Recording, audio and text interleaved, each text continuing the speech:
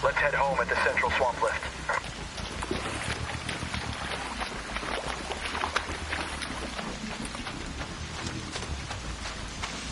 Raider flare.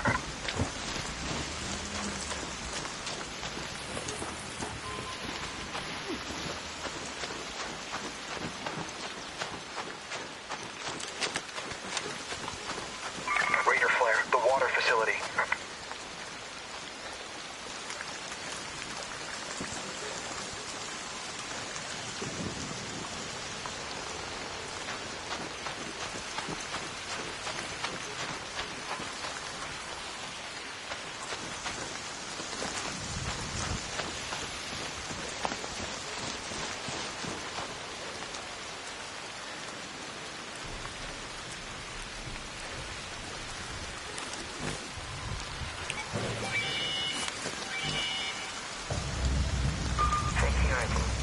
Your call is received. Checking. Okay. Stand by for elevator.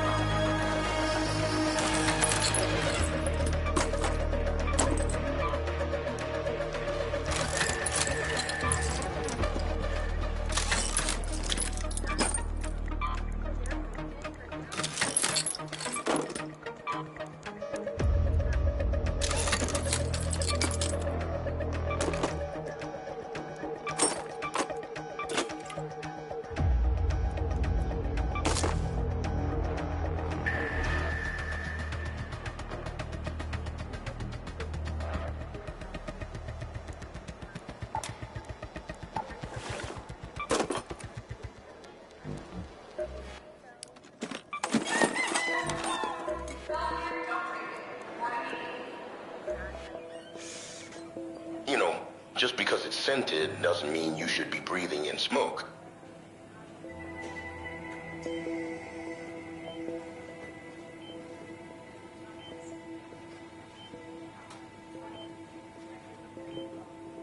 Been thinking about getting a hat, a wide-brimmed one. What do you think?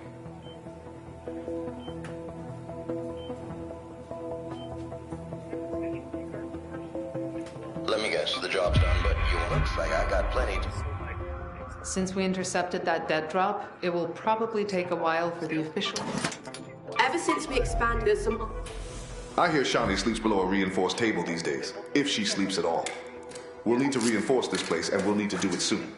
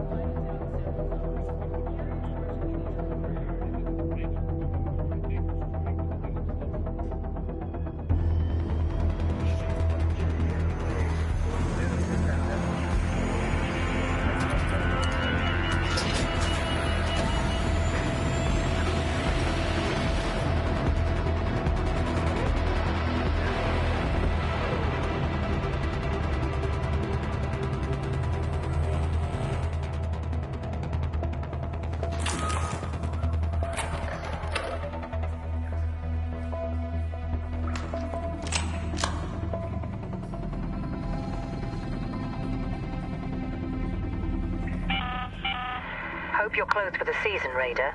It's a good day for picking candleberries, but do beware of frostbite.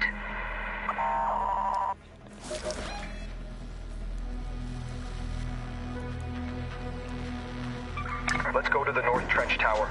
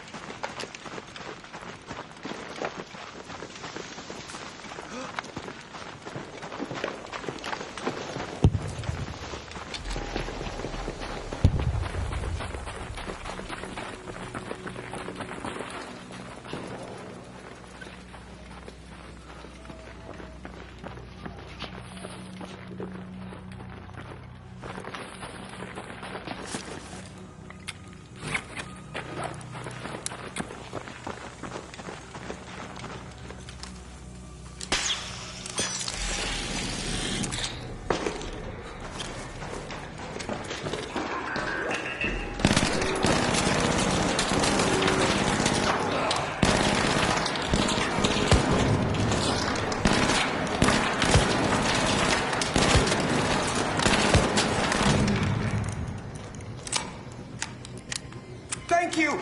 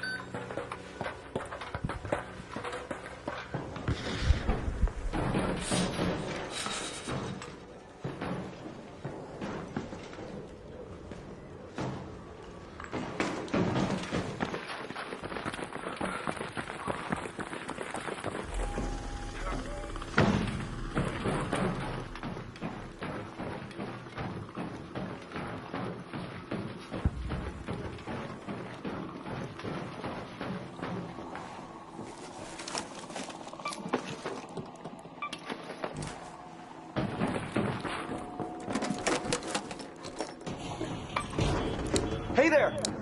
Hey, don't shoot! Friend, you're still looting there. Okay. Thanks, man. Appreciate it. Yeah, I prepared all this pieces in there. Oh, heard. I was just trying to get warm. Fuck. Oh, well. Hey, you want to come with me to the North Trench Tower? I have a key. I'm just doing a quest. Both Trench Tower? Yeah, it's right over there. It's right over there, 200 meters. I'm trying to rebuild my kit. I got my face stopped in this thing. Oh, you need HP?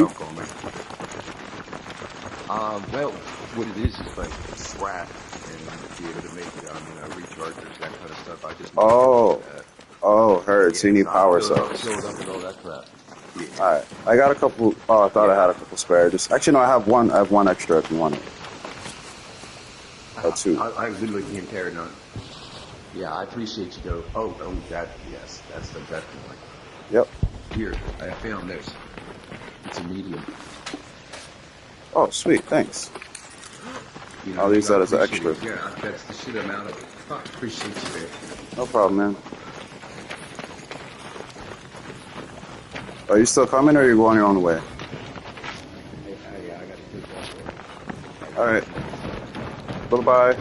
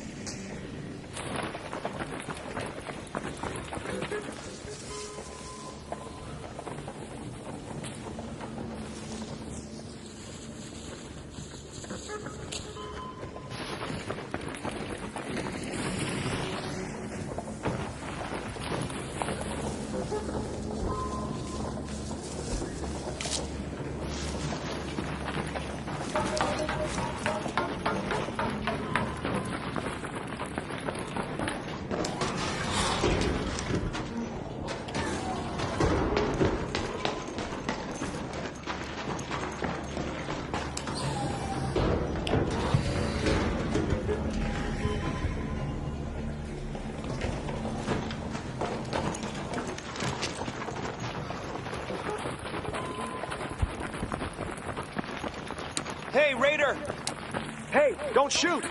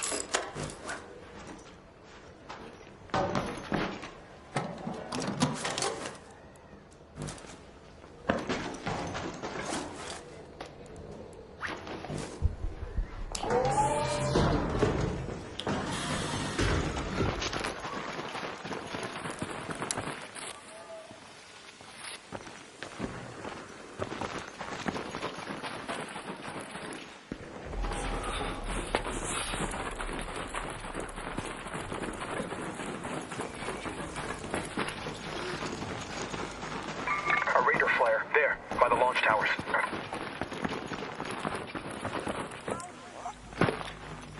Hey!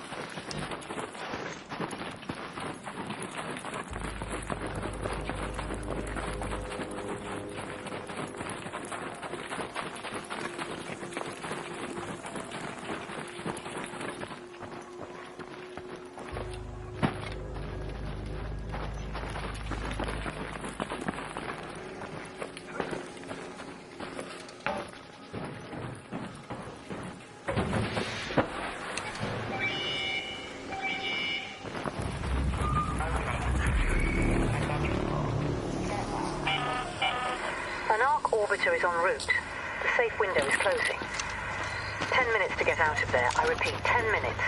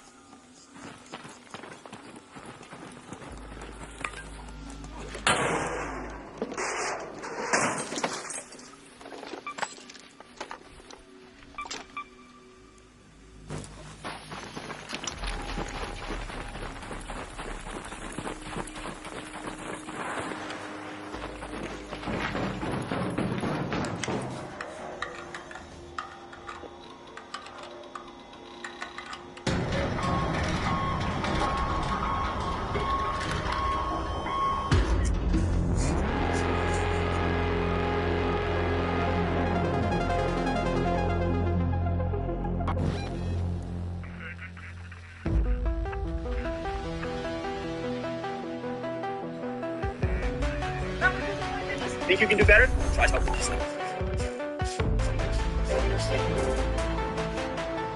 He came up with this riff, and here's how Suno Studio turned it into a full song in less than 5 minutes. I uploaded it into Studio. Arc Raiders has changed a lot during development. For example, Rocketeers used to be called a Hammer Judge, and the photoelectric cloak was once called a Sonic Cloak. I watched an entire 3-part documentary on the development of Arc Raiders, and so today I'm going to show you that Rocketeers used to be called a Hammer Judge, and the photoelectric cloak was once called a Sonic Cloak. I watched an entire 3-part documentary on the development of Arc Raiders, and so today I'm going to show you everything interesting that I found. Starting off with the largest change of all is the actual gameplay itself. Arc Raiders was originally built as a strictly co-op PvP experience where the player's only focus was on arcs. The gameplay looked very different from what we know today. Players could choose between different heroes that all had special abilities, kind of functioning like predetermined classes. When the game was first revealed in 2021, we saw some of these characters in action, many of whom become the characters that we greet in Speranza now when taking on quests or trading items. During this reveal trailer, we get to see multiple shots of both Lance and Celeste topside fighting arcs, showing them as once playable characters that we could have controlled. All of this was supposed to be a free-to-play experience too. They took this plan pretty far into development, but during a beta test they started to notice that the PvE gameplay wasn't providing enough variety to really hook the players wanted more, and they weren't totally sold on what they've created so far. The team reached a point where they were given a 6-month deadline to complete the game, and from there they would have 3 choices. Now this was all going on in about 2021-2022, because during that reveal trailer at the end we actually see that the game was supposed to release in 2022. Now these 3 choices they had were to either release an unpolished game that did look entirely different from the one we have today. They could cancel the project and just create something new, or they could delay the release of the game and pivot to add the element of PvP.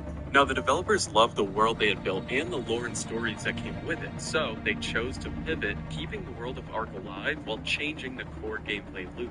Something interesting that was able to make this delay possible is the fact that the studio had another game they planned to release after Ark Raiders by the name of The Finals. So, the studio swapped the releases of these 2 titles in order to buy Ark Raiders more time. The team calls this time period, quote, the reset, and one of the other things that was changed during this time is the size of the maps. Originally, games would take place on much larger maps, where they said some rounds you could spend 10 minutes running before even fighting the larger arcs on the map, which goes against one of their core goals, which was to make a consistent gameplay experience that every round was going to be fun and action-packed. During testing, they realized that the most fun gameplay came from the builds and the maps that they made that were more compact in size. So, by downsizing the maps and adding in a new element of PvP, this created an ultimately unlimited number of outcomes for each game session, keeping the game fresh and exciting every time. One little interesting fact about the maps is that every single map except for Buried City was made during the PvE stage of the game, and they all had to be adapted to this new playstyle, redesigned with PvP in mind. What this looks like is changing certain lines of sight that were already in the game or fixing areas that were previously dead ends, stuff like that. So Buried City was the only map designed from the ground up for PvP, so that's something that was able to take shape behind the scenes. When the game was built to be a co-op experience, the player's relationship with arcs looked very different from now.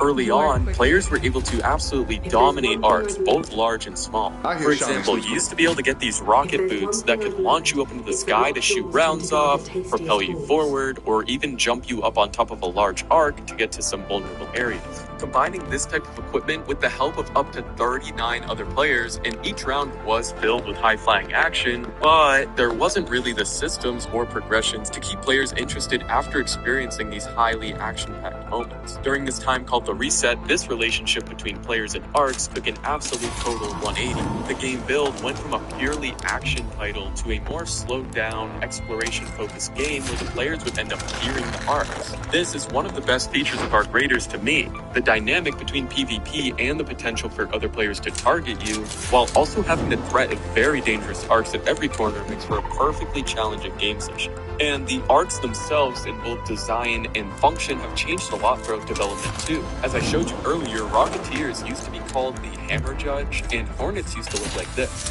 Here, their armor plating used to have a more triangular, sharp design, as opposed to the more rounded and covered armor that we see today.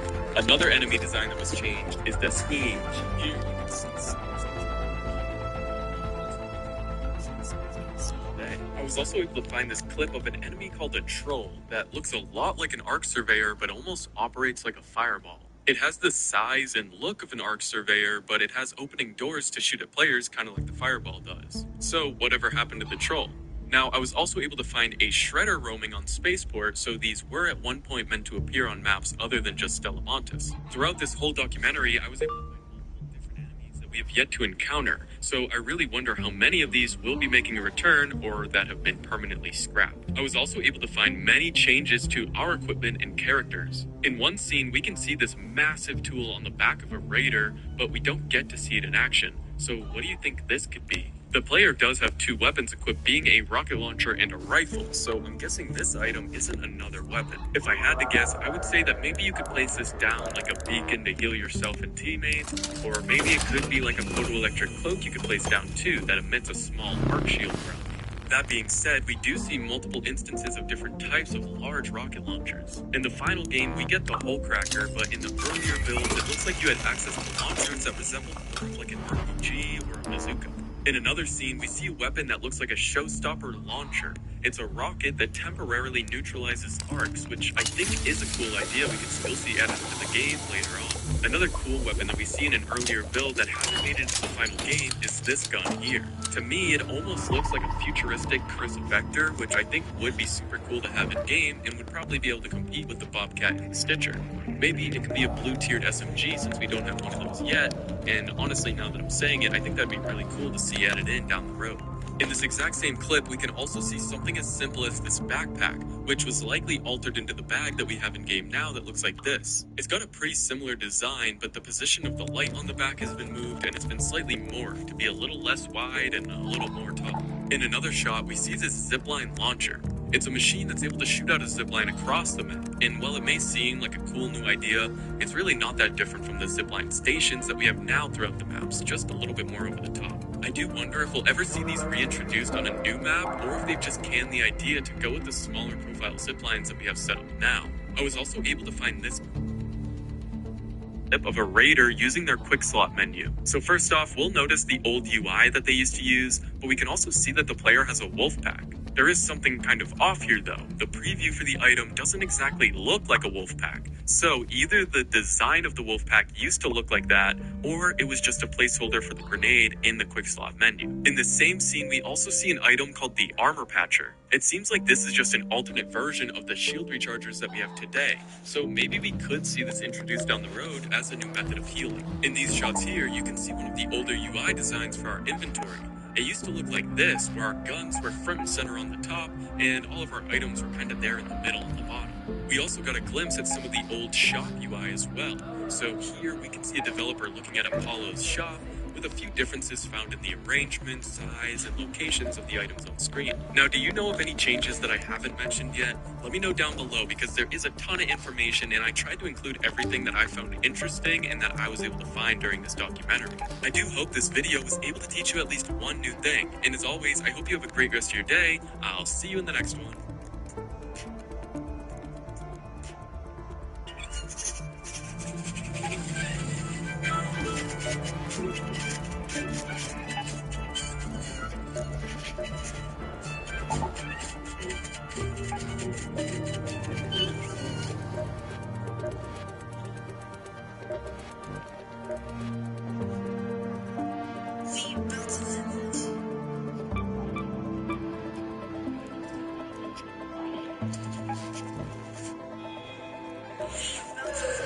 The new star of the seas.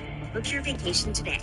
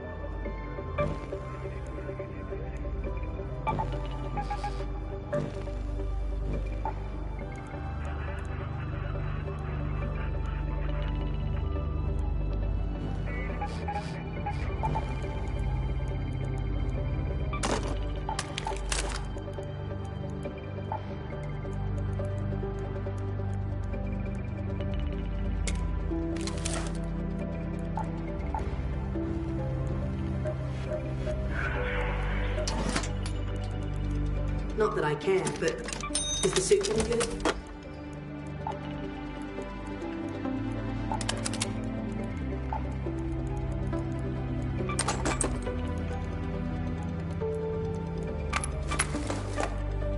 No, you can't take any out to the practice range.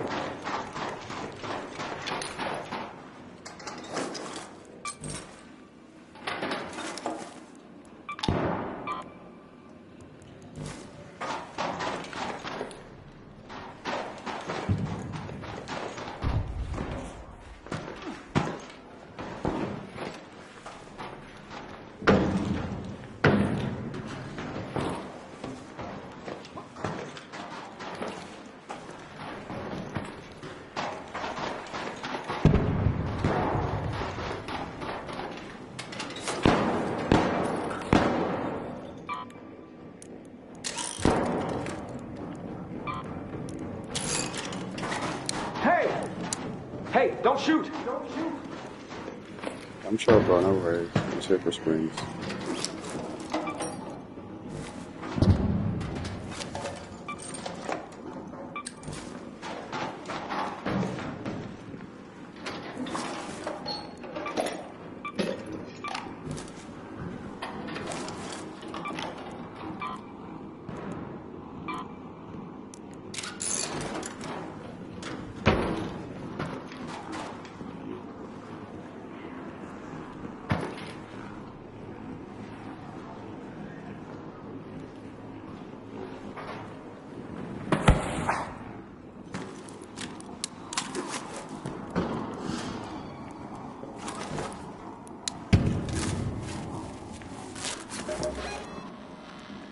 Use that metro entrance.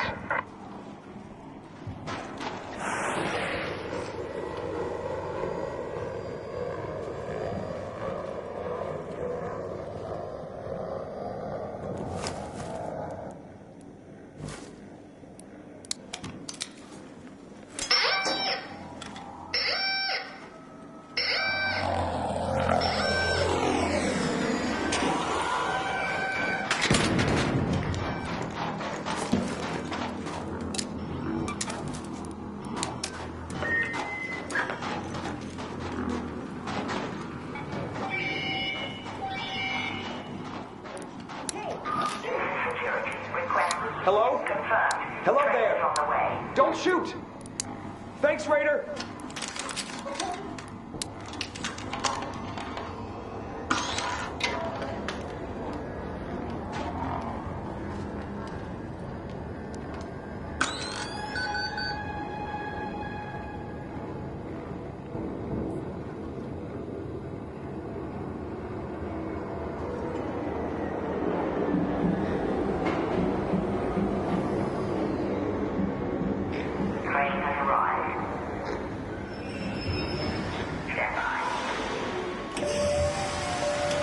Hey, hello!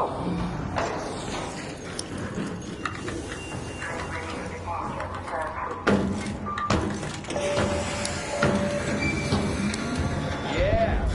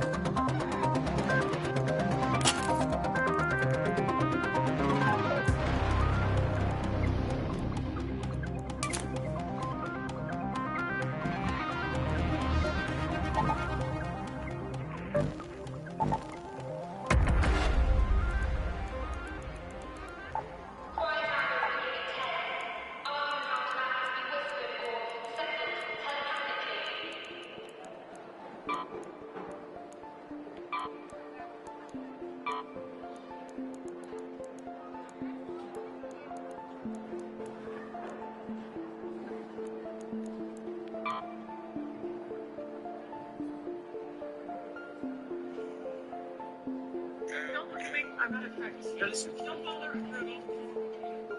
Let's go 6 right now. So, do we have time to get to a hotel? What do we need to do right now? There's no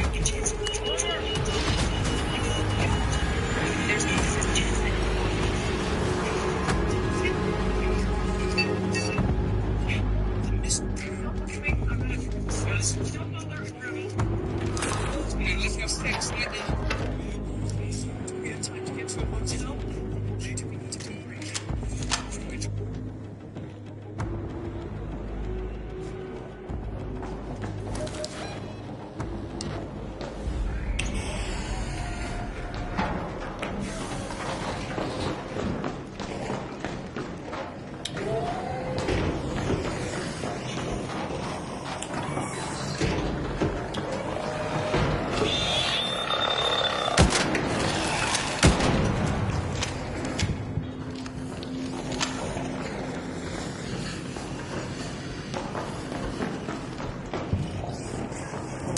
Hey there!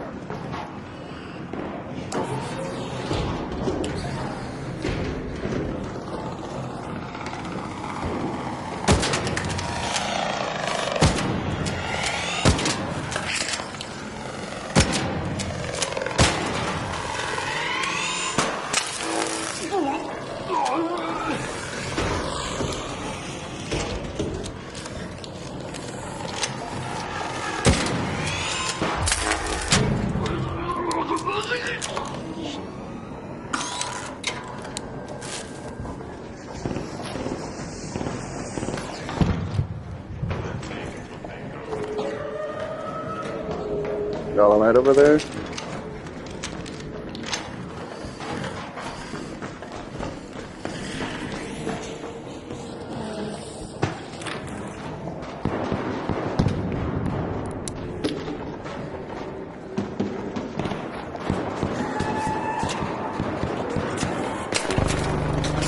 Yo, I'm friendly, bro. Chill. Trying to take out the Bastion.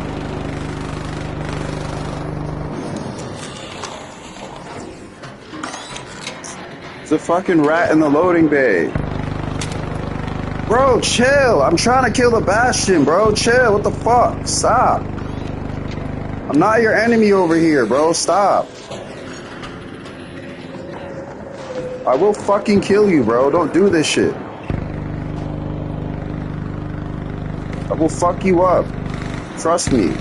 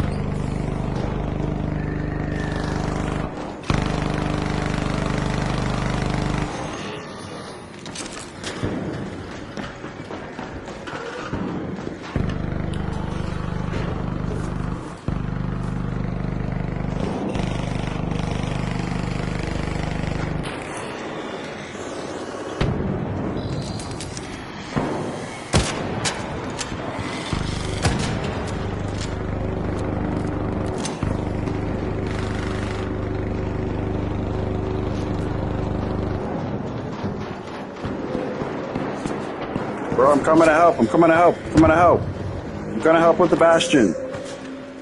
You still over there? Oh, thank you. I haven't heard a flare or anything. Yeah, me neither.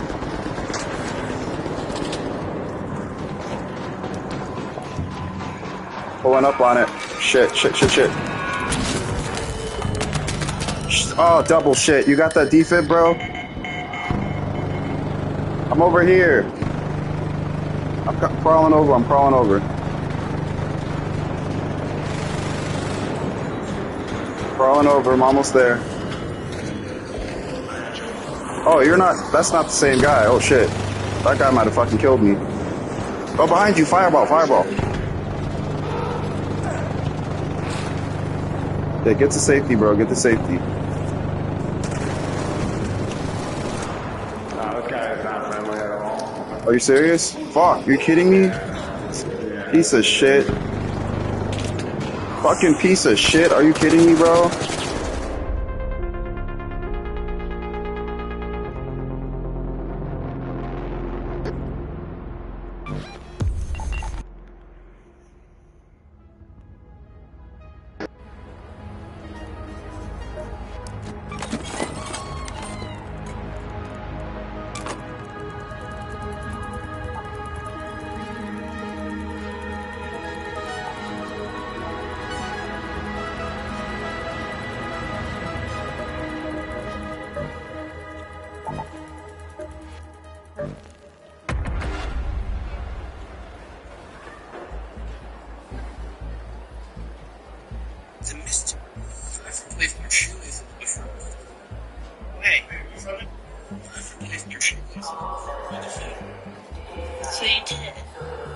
replaced your fingers with fruit by the foot. I replaced your bones with fruit by the foot. And did you ever? I replaced your guitar strings with fruit by the foot. Things like a stand backwards whip, right? I replaced your DNA with fruit by the foot. That would be Indy, my friend. I've replaced your choices with fruit by the foot. So you did it. I replaced your fingers with fruit by the foot. Oh.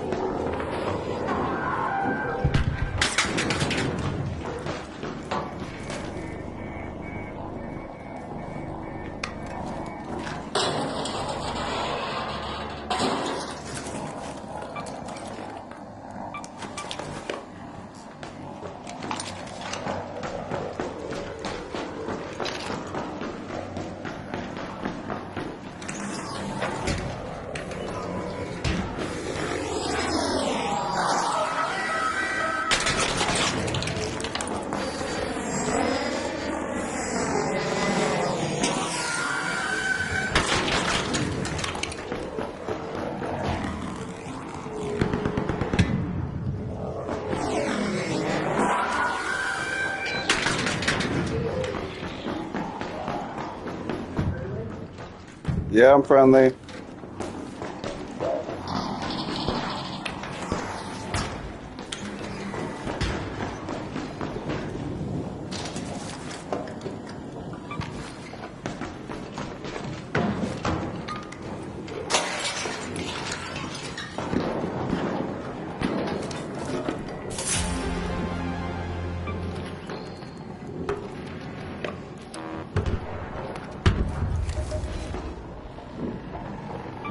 Let's use that metro entrance.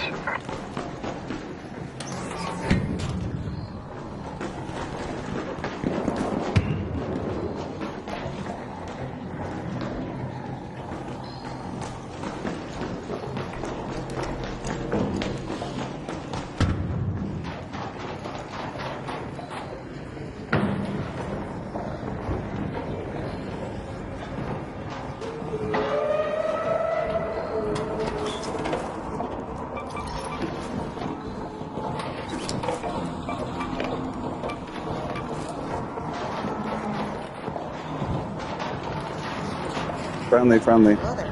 What's up? Hey there. Hey, Raider.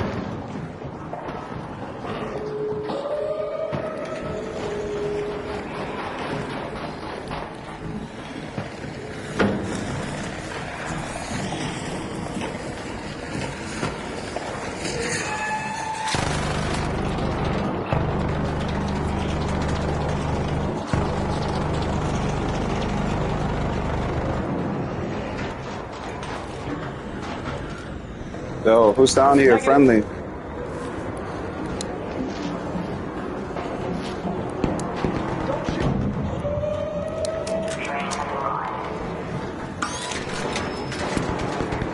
What's up? Let's get the fuck out of here.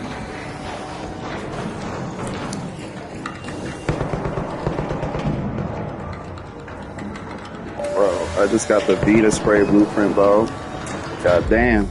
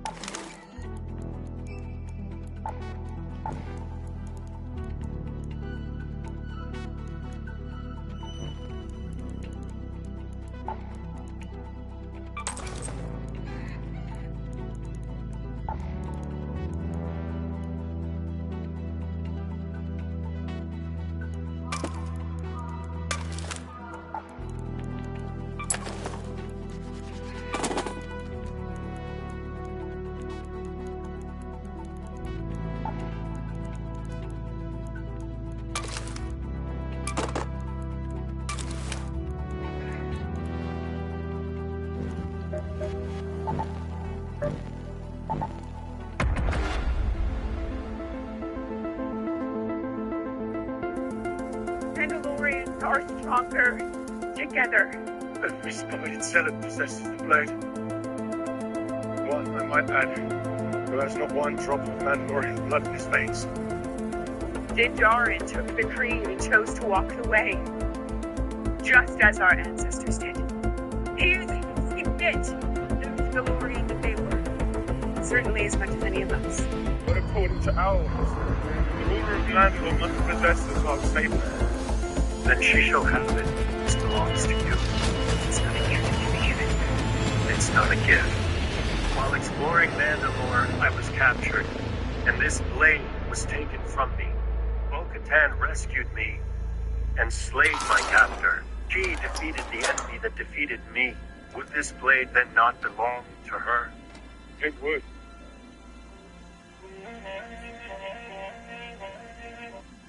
Then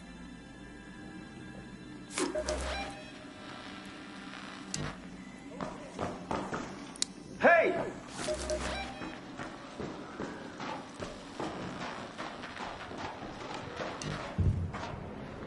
All right. Thanks.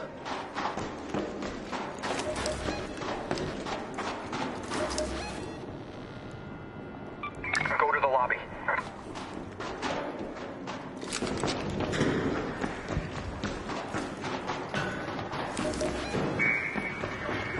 Let's go to the lobby.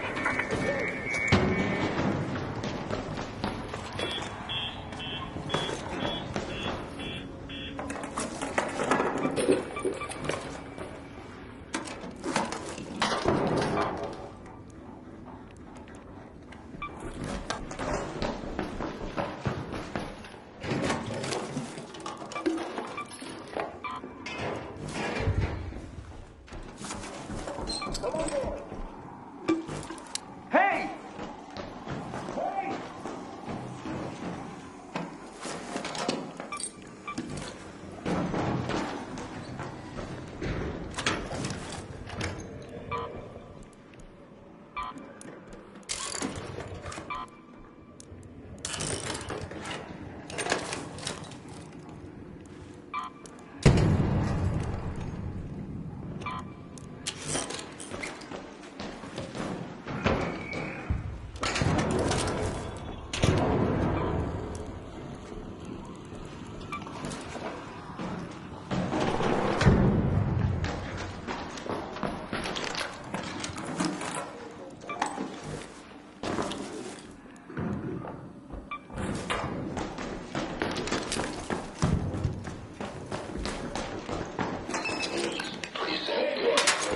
Bro, I see you there in front of me.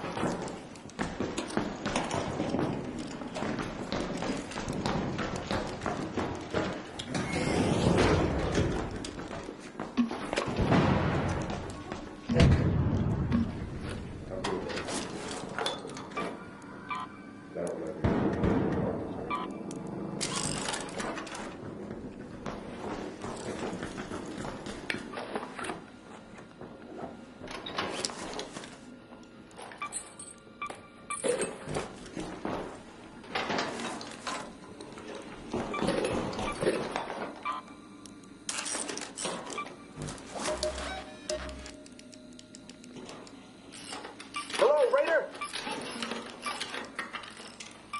Hey, Raider. Hello there. Almost blew my toe off.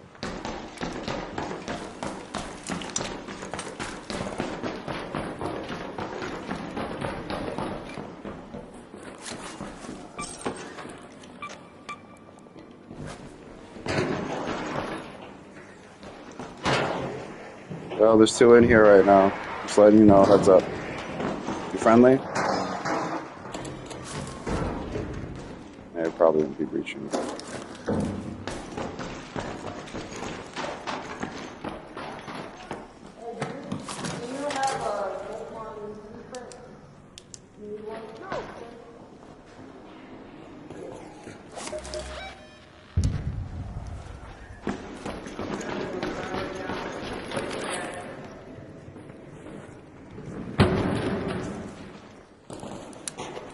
Hello.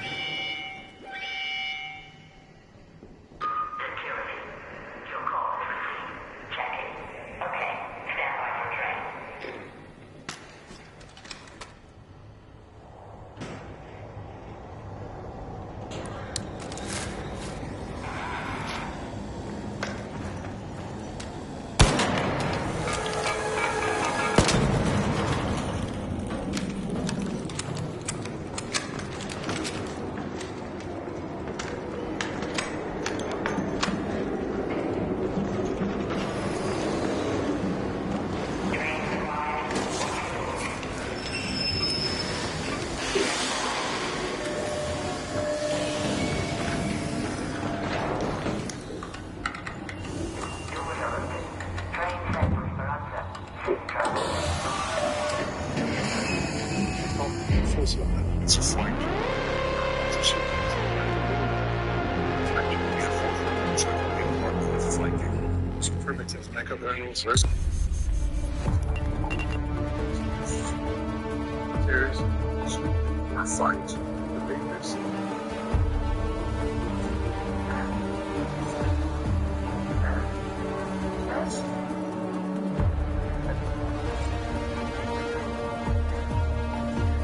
Step in. It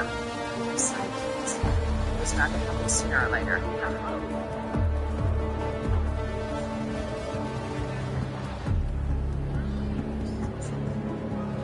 No.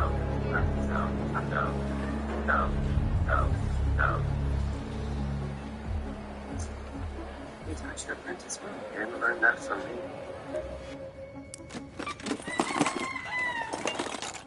You can't force like that. It's a flank jump, and you're about to submit. But only the wing guard can flank jump. You enforce your rules like a wing guard, but it's flanking. These primitives make up their rules for everything. Serious?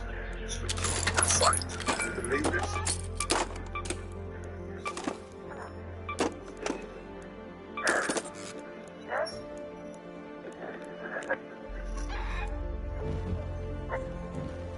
Should I step in? On your side, you can step in. It was bound to happen sooner or later.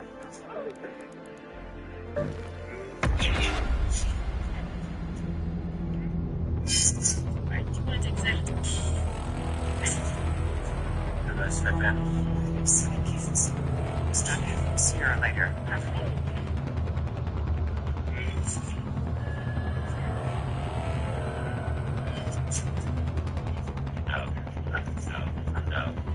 No. You touched your apprentice. You didn't learn that from me.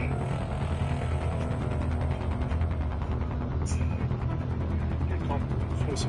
It's a flank jump, and you're about to submit. But only the wing guard can flank jump. You enforce your rules like a wing guard, but it's flanking. No.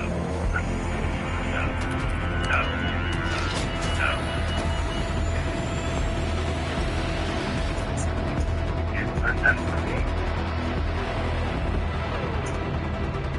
What exactly?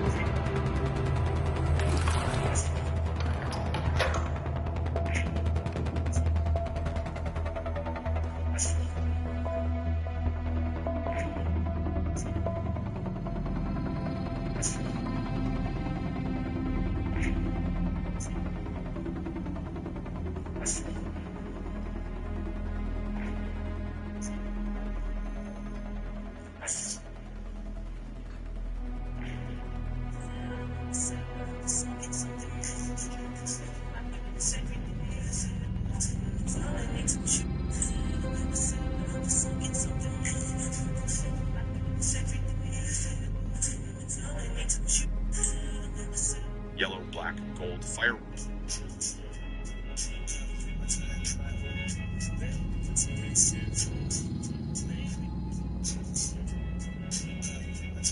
Don't hurt the child. If you put one mark on him, there's no place you will be able to hide from me. We can strike a bargain. There's a lot of value in this wreckage. Take your pick. Leave the child. Okay. Here. It's yours. Take it. It's okay.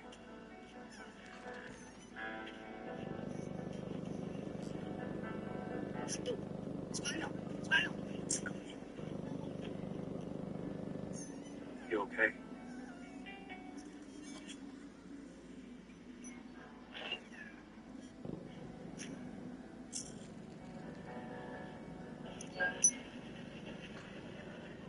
Don't hurt the child.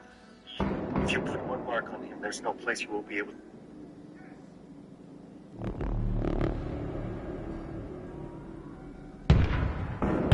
If you had hernia surgery and later needed a revision or removal surgery after 2017, this message is for you. Hernia mesh implants, including brands like Bard and Covidien, have been linked to serious complications.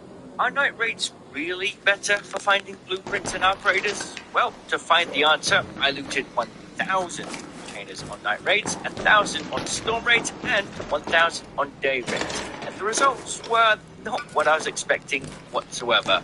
Spoiler alert, no, night raids aren't better, neither are storm raids. I'll explain everything in this video. First, here's how I collected my results. I did the exact same thing on every map. As soon as I spawned in, I'd run immediately to the best loot spot closest to me. I'd loot every single container type I saw before running to the next high tier zone, looting anything else I saw along the way. I split my time equally across all maps and made sure I looted an equal number of containers across all 3 map conditions. There were some rules I stuck to throughout the event. I did no key rooms, I did no Stella Montes, I did no uncovered caches, and no uncovered cache events. The reasons for why were on the screen. Besides these rules, I opened every single container type I came across, and I made no exceptions. Fun fact, you really can find blueprints almost anywhere. Computers, server cabinets, electrical boxes, and pretty much anything else. So after spending far too many hours gathering data, like literally 30 hours at this point, what did I find? Well, across a total of 3,001 containers looted, blueprints dropped 1.3% of the time. If we use the Wilson score interval, that gives us a margin of error of about 0.415%. So, if the specific drop rate of either storm raids, night raids, or day raids do not fall out of this range, we can confidently say the drop rate is likely to be the same across all maps. The blueprint drop rate I got in day raids was 1.26%, perfectly in the middle of the expected range. And the drop rate for the night raids was 1.29%, and for storm raids, 1.44, easily within the margin of error. We can also use the chi-square test on these numbers, and we'll get a very high confidence that the drop rate for all 3 conditions is exactly the same. To put it more simply though, these are how many blueprints we found across all raid types. Yeah, I don't think I can make it any clearer. Day raids, night raids, storm raids, they all have the same blueprint drop rate. Alright, well, let's play devil's advocate for a second. Night raids are still better because they spawn more containers, right? Like, there's more stuff to actually loot per raid, so even if the drop rate was the same, you would still come up with more blueprints. Well, I think that might actually be true. A little bit, but this is where it gets really interesting. Because everybody believes night raids drop blueprints more often, more people flock to night raids to look for blueprints, and we get a serious supply and demand issue. You'll find less containers to loot on night raids because more players will be looting instead of doing other tasks like finishing quests. PvP is higher as people fight for the better loot as well. And my data backs that up. Even though the drop rate across raids was the same in my tests, I managed to find 13 blueprints in just 20 day raids. And for night raids, it took me 35 raids to find the same. Bro, you just locked me in here. Okay.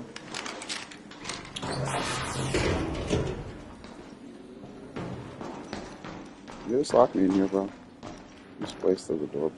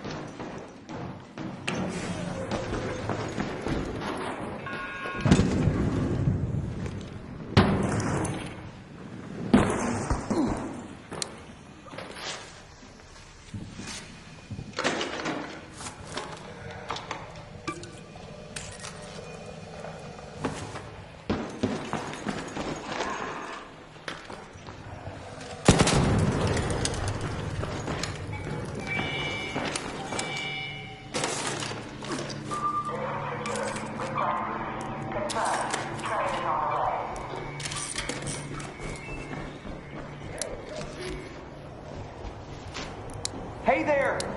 Thanks, Raider!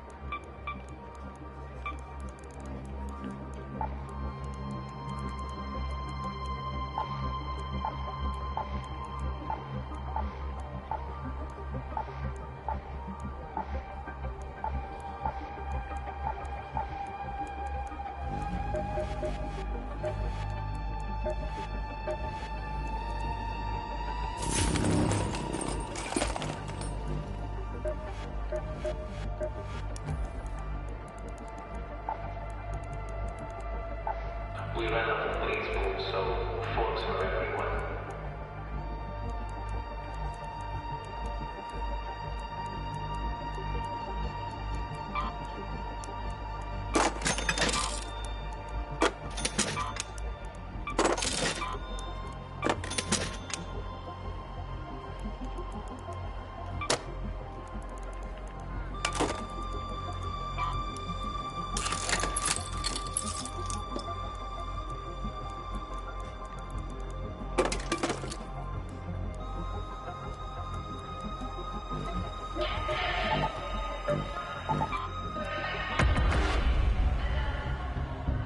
Number of blueprints. I spent almost double the amount of real-life time to find the same number of blueprints on night raids.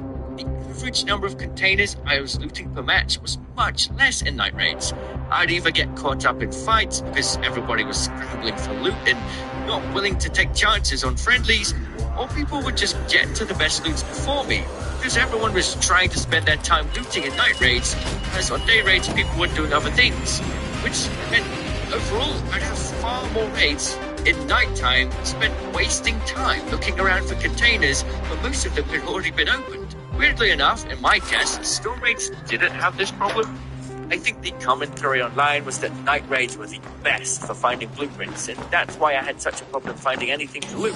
Both day raids and storm raids didn't have that experience, and with storm raids I found 14 blueprints in 22 raids, which is pretty close to my experience with day raids. So we can now put that rumor to bed. It's not true at all.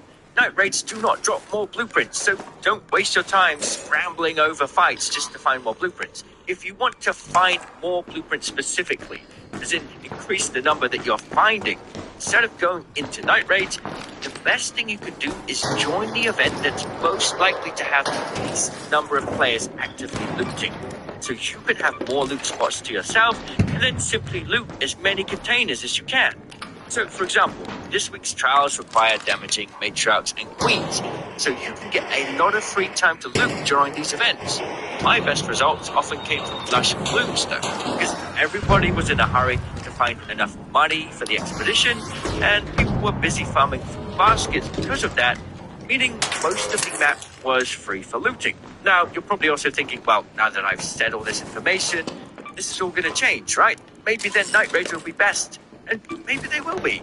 The truth is, if we can all spread out equally across all raids to loot for blueprints, then we'd all have a better time finding blueprints, instead of us all stacking into the same event to try and loot the same stuff. That's definitely the least productive thing for us all to do. The truth is, it doesn't matter where you loot, it doesn't matter what event. All that matters is that you get to the place you want to loot before the other player does. And that is how you'll find more blueprints. Okay, so does that mean night raids and storm raids are just pointless to find blueprints then? Oh, definitely not, because each map condition or map area has different potential blueprint drops. My previous blueprint data had some great information on what blueprints are more likely to drop in what map conditions, and that data still remains true today. I've also come closer to understanding specific blueprint container loopholes. Be careful here, we're stepping into theory territory, right? We don't have data to back this part up, so keep that in mind, right? Keep this in mind. My best advice to you, if you're looking for a specific blueprint, is to ask the question, where would the developers put it? For example, if residential areas seem to spawn a lot of attachments, then it's a great chance they'd also spawn a lot of attachment blueprints. Every blueprint I found in Plaza Rosa Pharmacy during this test, a place infamous for dropping attachments, were blueprints for attachments. I found a defib blueprint in the hospital. I found weapons parts blueprints and augments in the security wing, the same place that spawns weapons and explosives. My theory is, and like I say, I don't have enough data for it yet, this is theory territory here, is that blueprint loopholes will closely follow the base loophole for that specific container or area. If you're finding a bunch of weapons in a specific container, chances are you might find the Torrente or El Toro blueprint more often in that, and then extra rare blueprints are sprinkled into the mix as part of the map condition specific drops, like the Tempest for Night Raids, Snap for Storm, Volcano for Bunker, Bobcat for Lock Gate, and so on and so forth. But wait, there's more. What about maps? Not map conditions, but maps. Is there a specific map that drops more blueprints or gives you more chance for more containers? Maybe? In fact, I try to make sure during my tests that I spend as equal amount of time on each map as possible. Thank you. I appreciate that. Just reloading.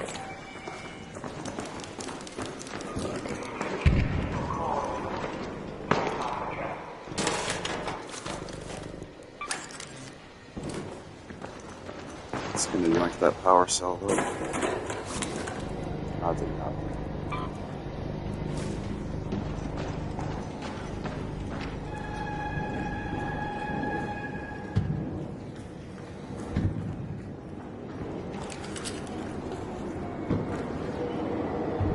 Yeah! Look at me going.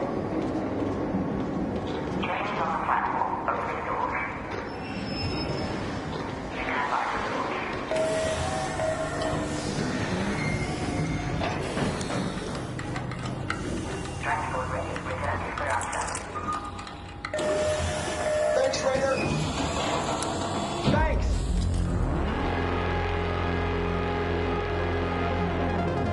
Not only did I split my time equally across day, night, and storm raids, I also equally split my time between Blue Gate, Buried City, Spaceport, and Dam, giving equal container loot between all storm, night, and day variants of all of the maps, besides Stella Montes, which I talked about. The results here are really interesting, but what I'm going to tell you is a double-edged sword.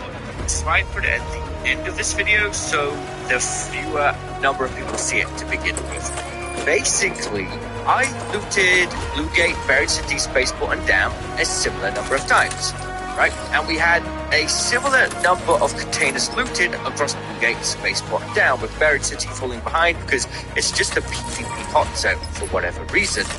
Now, the number of blueprints I found across those maps, though, bear in mind that I looted a similar number of containers, a similar number of raids, This is where it gets interesting. Spaceport and Buried City had the least number of blueprints, whereas Dam and Bluegate had a massive, huge gap on both Spaceport and Buried City. Now, once again, I equally spent my time across Storm, Night, and Day raids here. The number of containers per raid for Bluegate and Dam was pretty good, whereas in Spaceport it was really amazing, but the drop rate for blueprints on Spaceport was terribly bad. And Buried City was just a horrible mess because we just kept dying.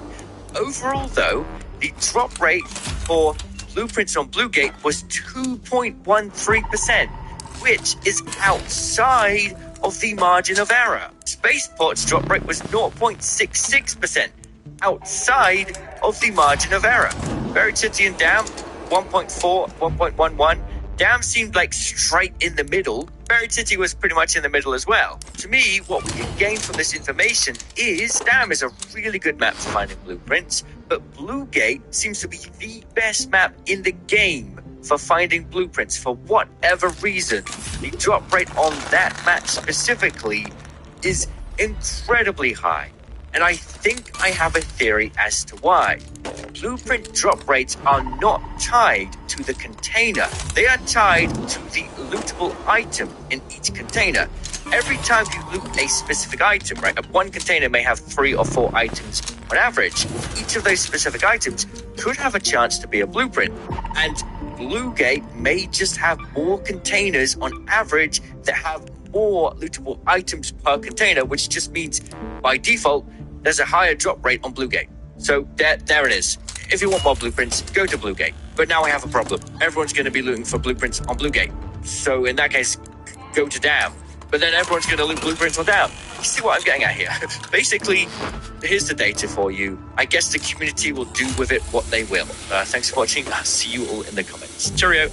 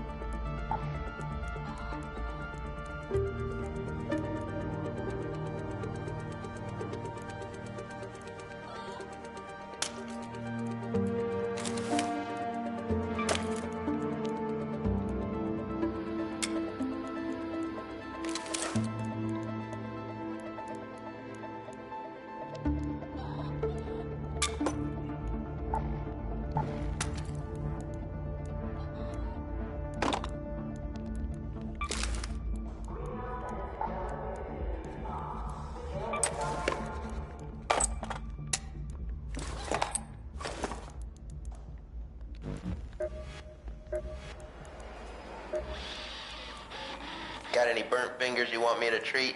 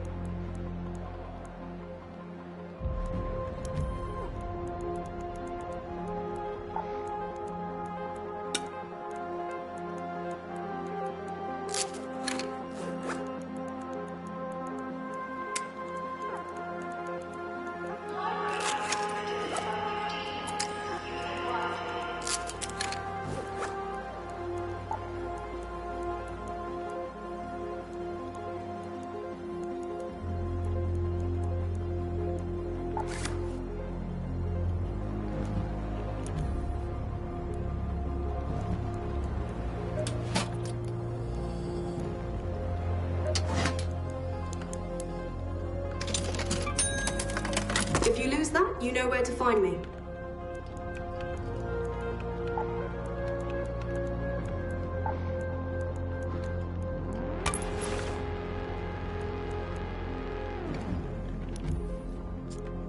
You're blocking the door.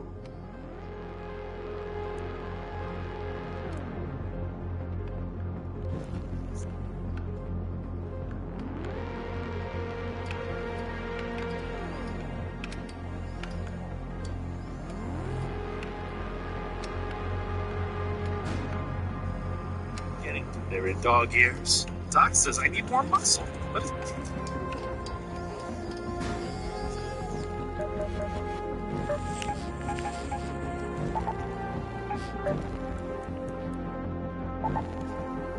What's up? Troubleshooting. Let's quick guide.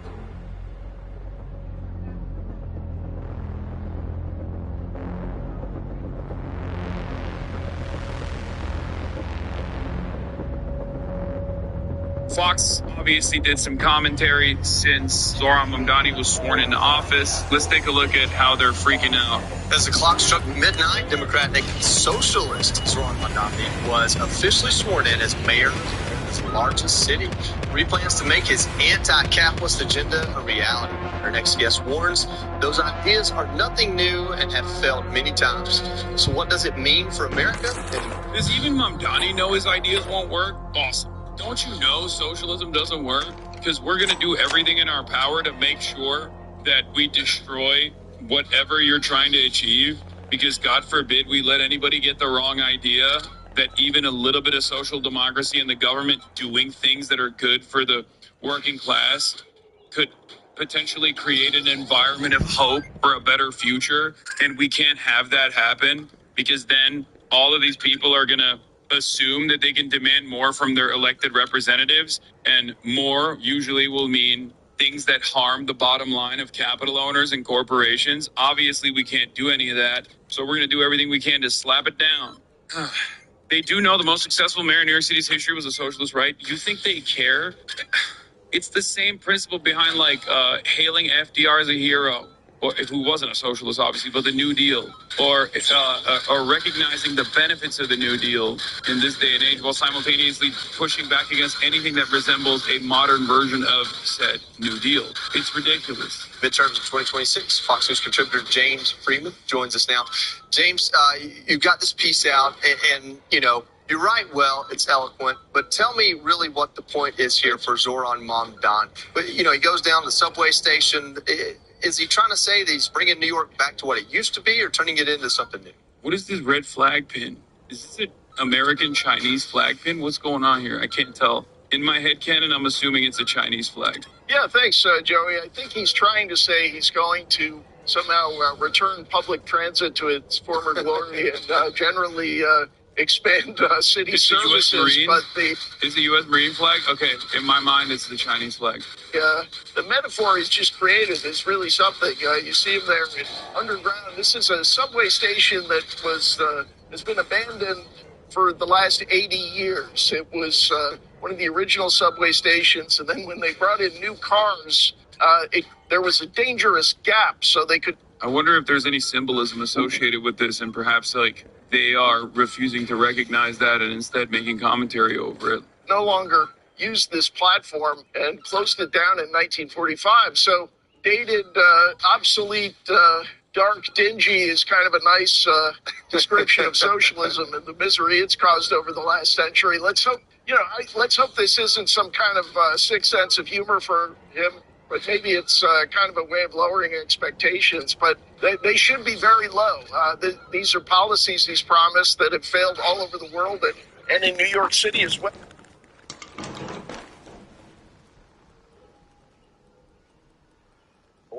We've had some form of rent control for roughly a century. We know this doesn't work, and I think the hope for those of us in this city is that the institutional restraints on him slow him down a bit, that he maybe has a change of heart, and I hope your viewers around the country maybe resist laughing at all of our self-inflicted misery.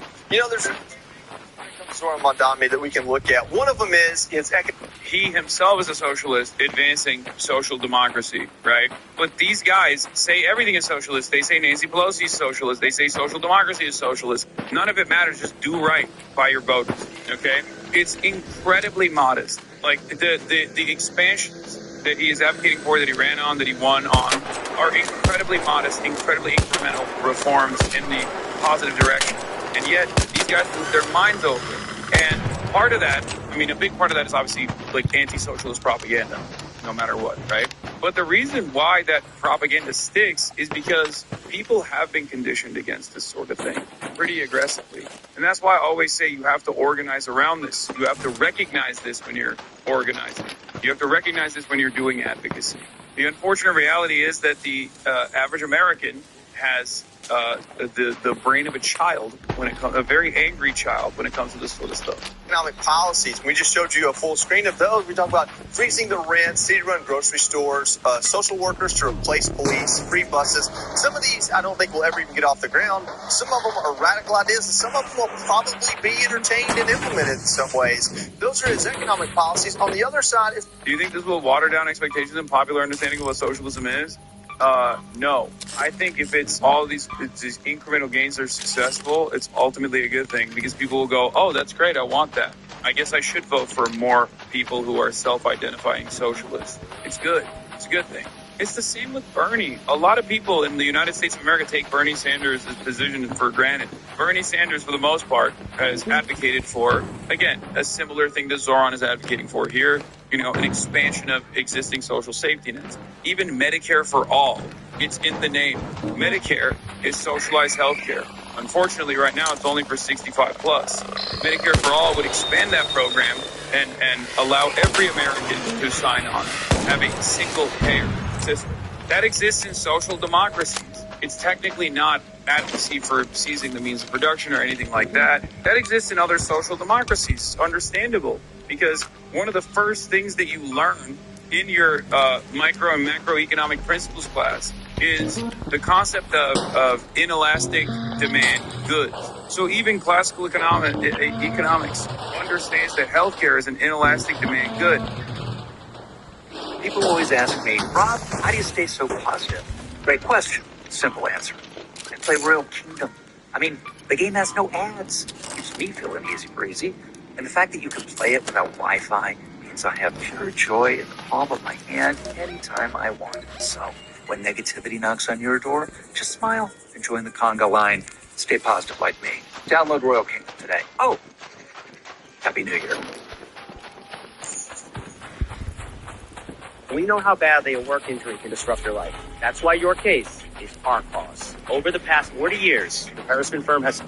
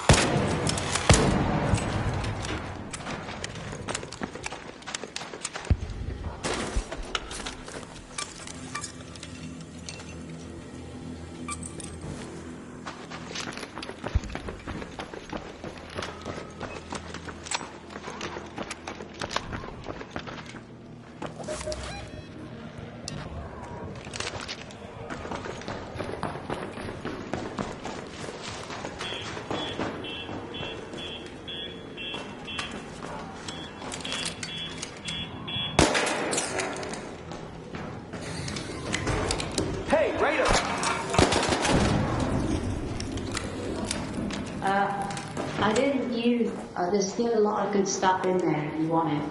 Oh. I didn't take most of it. It's cool. I'm just here for a quest. Yeah. It's right here, actually.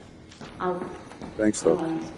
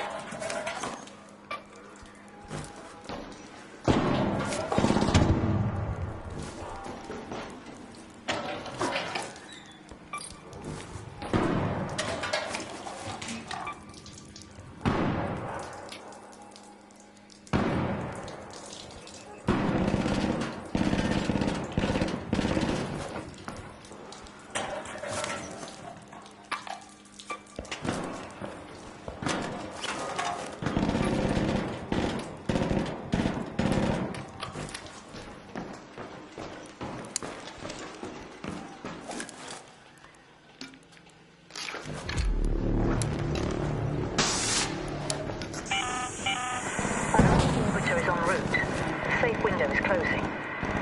10 minutes to get out of there. I repeat, 10 minutes.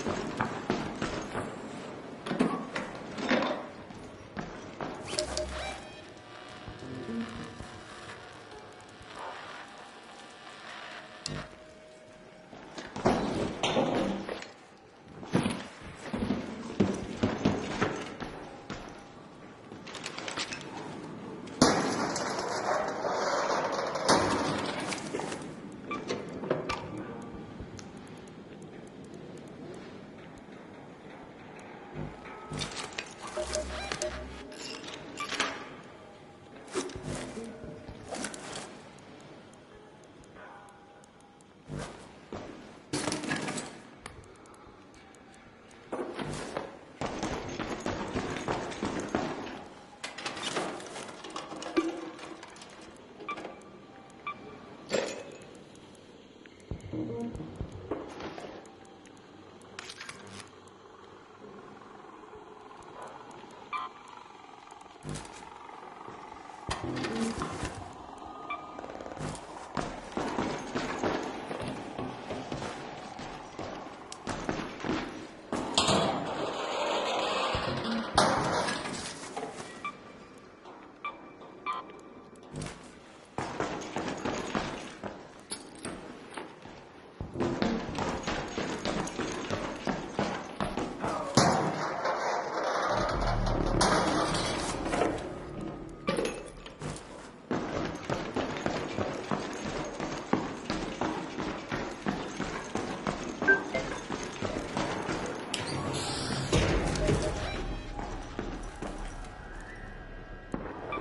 home at the central swamp lift.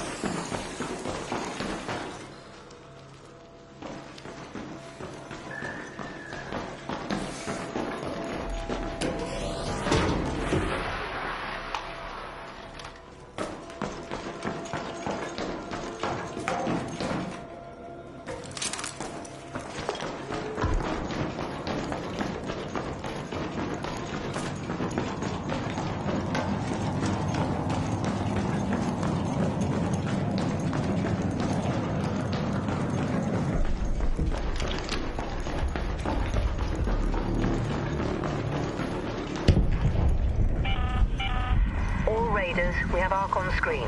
5 minutes left. Go find a way home. I repeat, 5 minutes.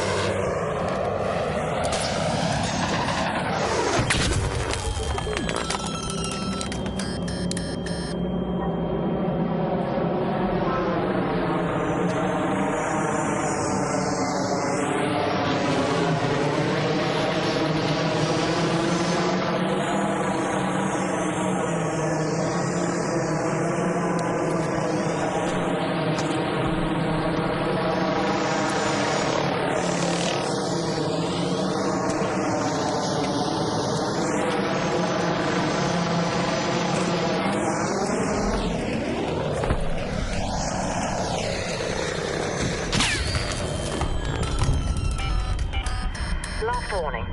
2 minutes left. Head back immediately. The window is closing.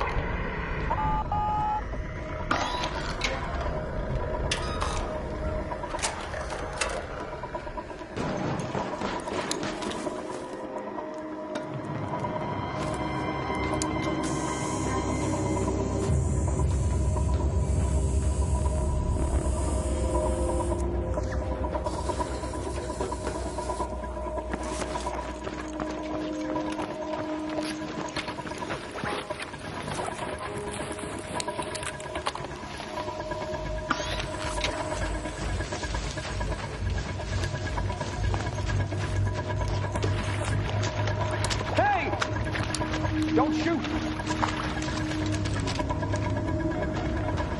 Hey there! Hey, don't shoot! Hello?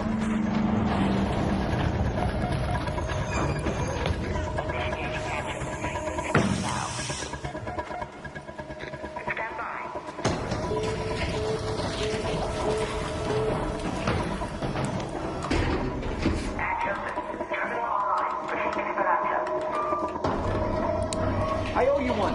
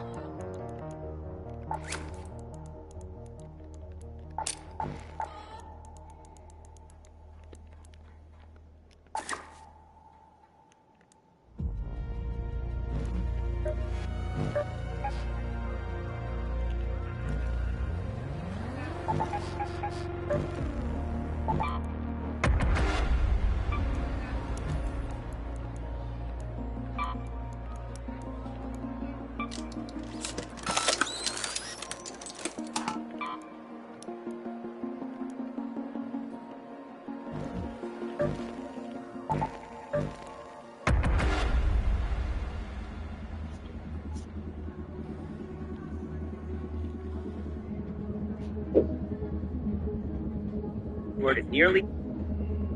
And therefore, you have to actually either heavily regulate the supply. This gotta stop. People claiming that they're moderate when they're obviously right-wing. Okay? I've never encountered another human being that's been like, oh, I'm a centrist or I'm a moderate, and then lo and behold, it's a big secret, but they were actually liberal. It never happens. There's never been a moment where someone's like, I didn't want to tell you that I really like universal child care, but I was just testing the waters. It's always like, I'm a moderate, and then you expand on it, and it's like, oh, you just want to put immigrants in concentration camps. Yeah, so we just gotta... I'm searching for more, right? Do you want to take a second touch?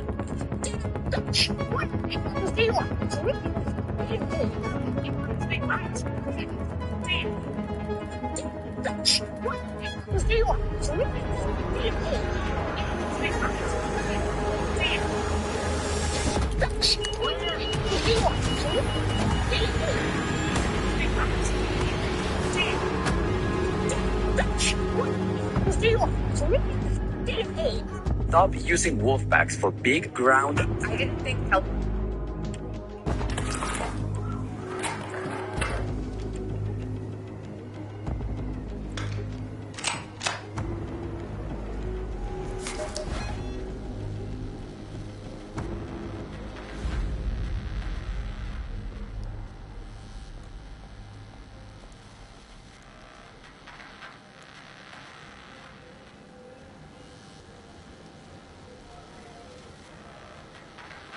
Go to that location.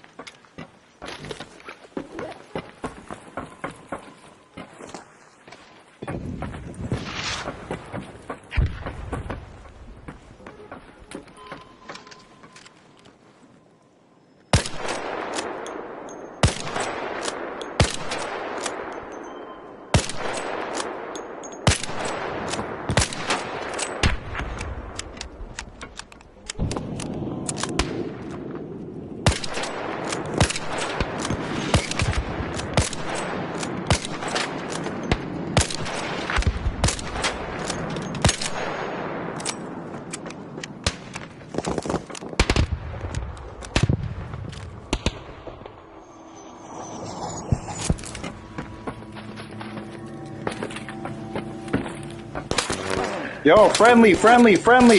Chill, bro. Stop. I will fuck you up, bro. Don't do this, bro. You better stop. I will kill you right fucking now.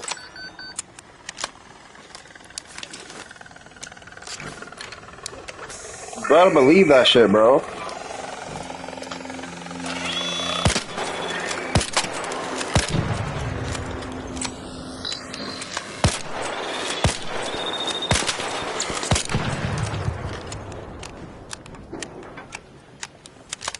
You wanna try that shit again?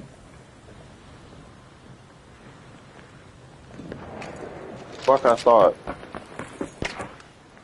Oh, so you do wanna try that shit again? You do wanna try that shit again? Bet. What's up? Where you at, stupid?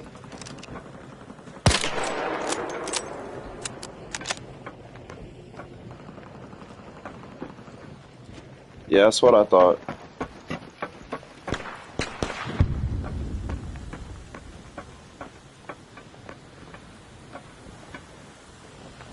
Probably have no fucking friends.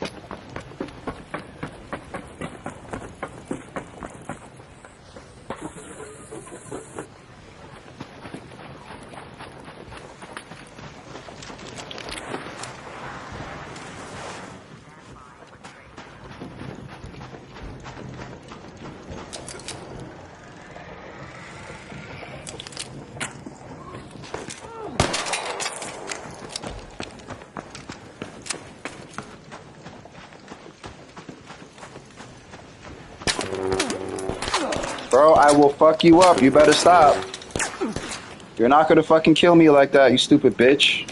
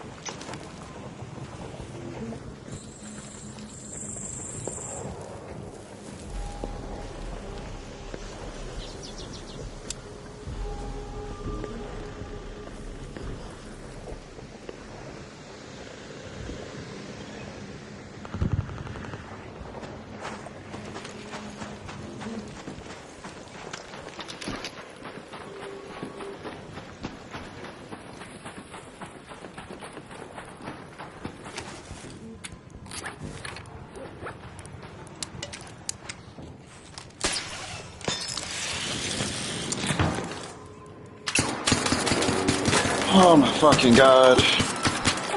Yo, get me out this fucking window, bro.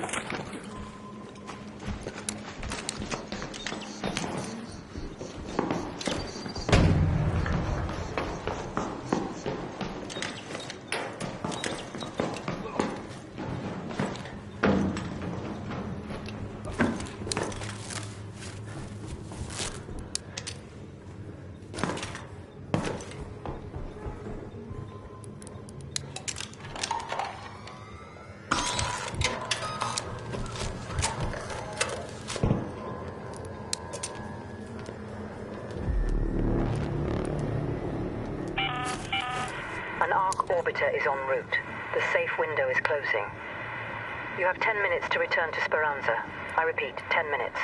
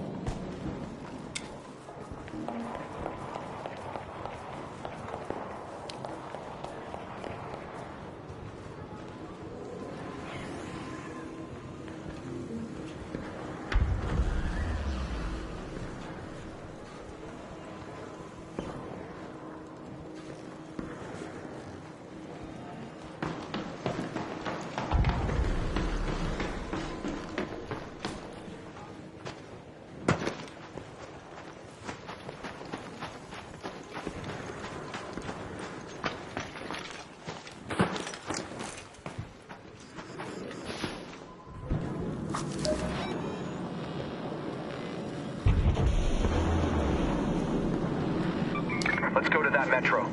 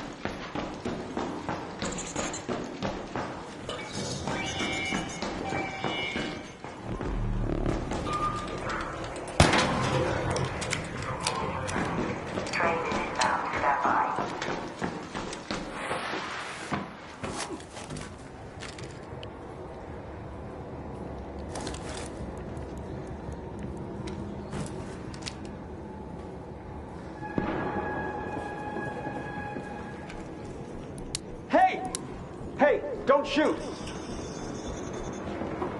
Don't shoot!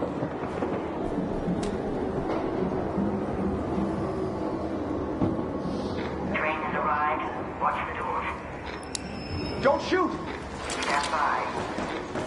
Thanks! Hello there!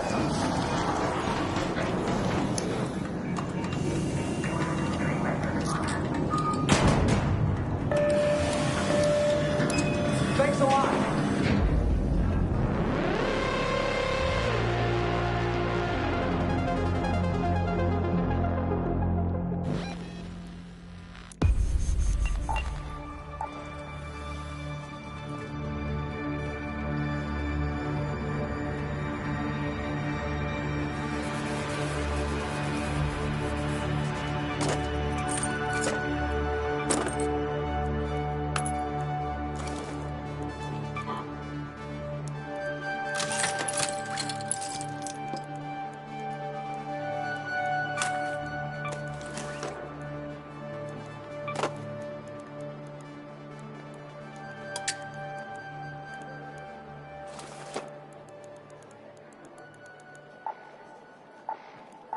Sector 4 is low on power again.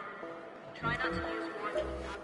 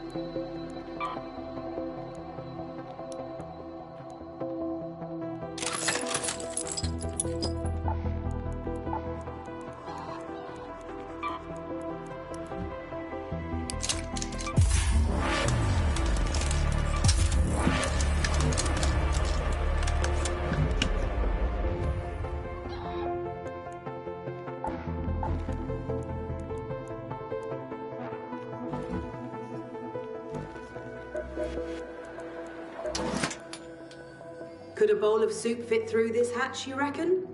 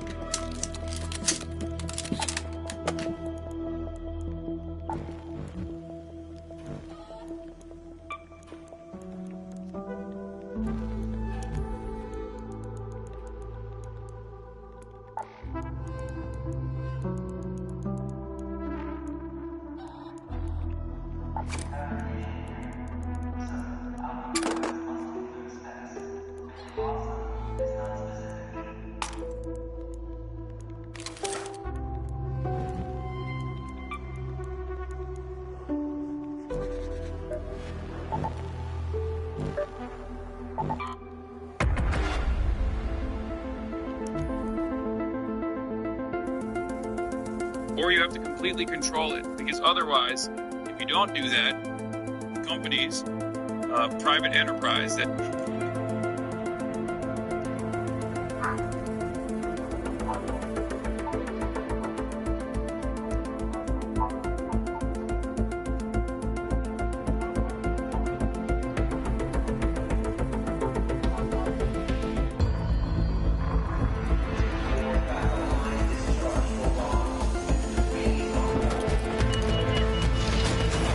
Hey, so you're looking at our guys as a new thing over at Marketers, and that gave us some new quests for us to complete. So I'm going to give you guys a quick rundown.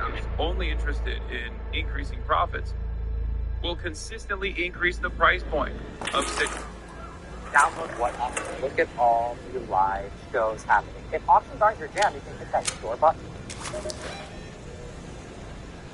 There is no point in killing the Ark in Ark Raiders. Hear me out. I should preface this by saying I love Embark, I love the game, and I've played 120 hours in the first 30 days since it's been released, which is ridiculous. I've never played a game that much in that span of time, but I digress. This video is going to look the same as all those Reddit posts complaining about lack of endgame content when you've absolutely rinsed the game.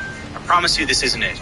This is a video about a fundamental flaw in Embark's design philosophy whilst trying to appeal to both casual and hardcore fans of the extraction shooter genre. So what do I mean when I say there is no point in killing the big Ark, or any Ark? I mean, obviously you need to kill them to defend yourself or to get things for your workstations and for crafts, but do you? Let's get into it. The first problem is the Ark. So once you've built all of your level 3 workstations, why would you kill big Ark? Yes, you need their cores to upgrade the workstations, and then you have the workstations so that you can craft things to kill big Ark, but there's no more crafts that include parts from big Ark. I was expecting it to be like Monster Hunter, where you need to kill the Bombardier to get the Bombardier armor set. You know what I mean? Unique weapons and items that are tied to these big mini-boss level Arks. But alas, I was disappointed. Ark Performance Steel, Ark Flex Rubber, Ark Thermal Lining, these things are useless beyond recycling or selling. And that's pretty disheartening. Yes, we always need Ark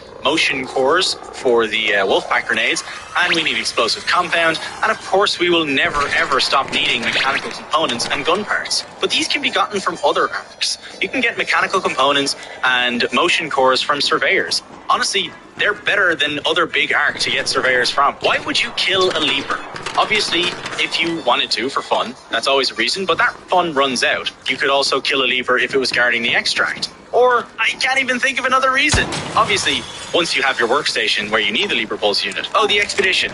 That's another reason. What else? Why can't we get 3 Leaper Pulse units and mix them with a green tier unique item that is only on the Bastion, like the turntable motion core, because it's got a...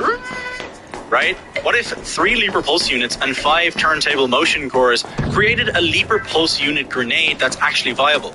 Yes, you can throw the Leaper Pulse unit and it does the Leaper's explosion thing, but it sucks. It takes too long. What if when you refined all the elements of the Leaper Pulse units you've collected and mix them with this unique Bastion item, you get a Zarya ult in a grenade that pulls small arc and players into a black hole for your teammates to throw firebombs into or for you to shoot into?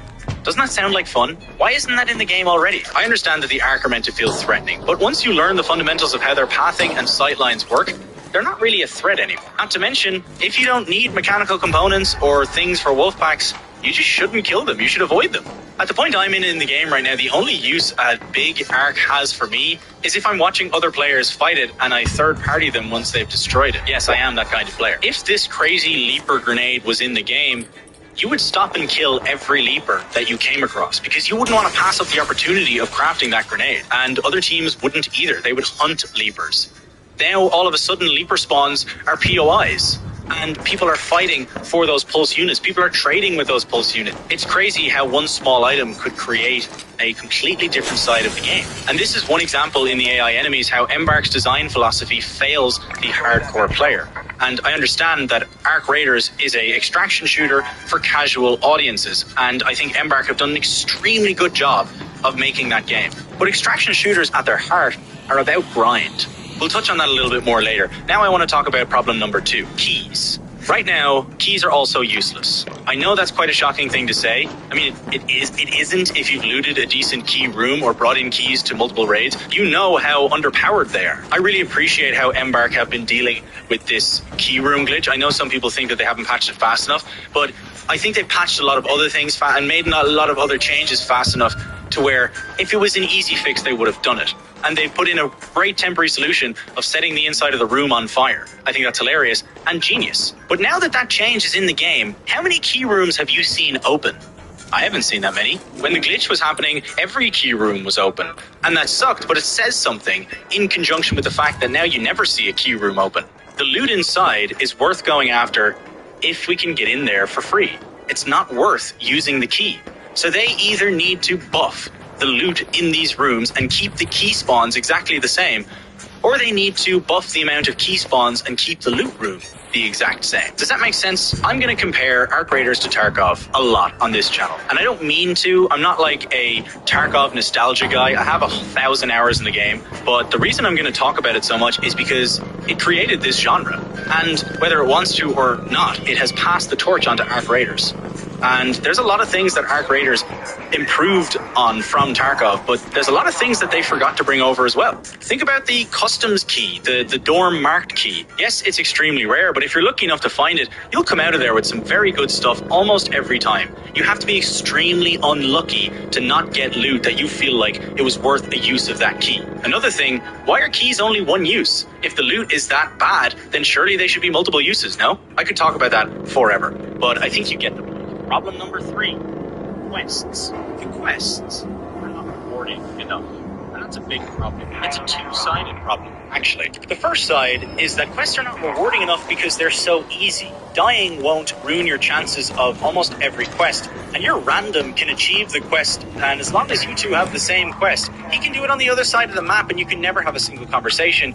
But you will complete that quest. Does that seem right? I understand. Cada vez que estás aburrido o tienes 15 minutos libres al día, simplemente lees resúmenes de libros. Además puede volverse a... And that quests can be a very, very unforgiving part of extraction shooters. But they're also the main reason we raid. After the first 15 levels of quests in Arc Raiders, it's pretty much just find this place, find this item, press E. Sometimes you're lucky enough to have to bring 5 wires into the quest. You've got and that you spend them to repair something, but it doesn't even take the 5 wires in your inventory. It lets you keep the wires. Why do I fucking need the wires? I'm level 72 and I'm right at the end of the quest line, and I completed a quest, which is like, it's like the end game quests. And my reward was some good XP, some money, not enough money. The Berletta Blueprint. Oh my god, I could talk about blueprints 24/7 in this game and my issues with them. I love the game. I feel like I shouldn't have to say that, but I feel like people are going to think I fucking hate it and played it for 120 hours and 30 days, for God's sake. A Berletta Blueprint? Really? I'm level 9 times out of 10, a quiet radar means a broken radar. I'd rather have the simple gun parts, even though I can give select fucking see. It's ridiculous. But here's the thing. That is the second side of why quests are not rewarding. Quest rewards, the quests are repetitive, boring, etc. Think about Tarkov. I'm doing it again. This is the last time I do it, I promise. If you played enough Tarkov, you played on the woods map a lot. You probably avoided the boss a lot when you first started playing Tarkov. Sturman was his name. There's a trader called Jaeger who gives you a quest to kill Sturman. When I first got that quest, the pit in my stomach. Oh my god, I can't even describe it. I knew that I was going to have to go above and beyond. I was going to have to do something that I've been avoiding for so long. Kill him and bring his unique drop, his stash key, back to Jaeger. The stash key has multiple uses, so think about the reward for that quest. You kill Sturman, and whatever amazing loot he has on him, his kitted out SVD, his multiple grenades, his possible chance of stims and key cards, and a fucking Red Rebel, which is like really valuable melee. You can probably get 150k rubles worth of items a year from that stash alone on a bad day. Sometimes you can get something even better. Then you come back, and the reward for that quest is 3 labs keycards, which are all worth a bunch of money in their own right, but you can also use it to get into labs, which has crazy loot. That's value. That's utility. He also gives you a VFX or VPX, I think it's called. It's an item that can be traded to the guy who sells backpacks for one of the best backpacks in the game, the Blackjack. The Blackjack backpack. You can trade for the Blackjack backpack. And finally, he gives you the option to barter or trade for 4 different really good guns. It's incredible. And that's just off one quest. There are millions of quests like this in Tarkov. Don't get me wrong, there are millions of stupid fucking quests in Tarkov that don't really give you shit. But I mean, if we're comparing apples to oranges, the fucking Tarkov apple is 10 times juicier than the Ark Raiders orange. You know what fucking pissed me off? Stella Montes drop. There was a quest to kill the Shredder. Kill 5 Shredders. Bring back their cores. Turn them upside down. Do anything. It's rudimentary. How is it a missed opportunity? Maybe they're waiting for the next content drop to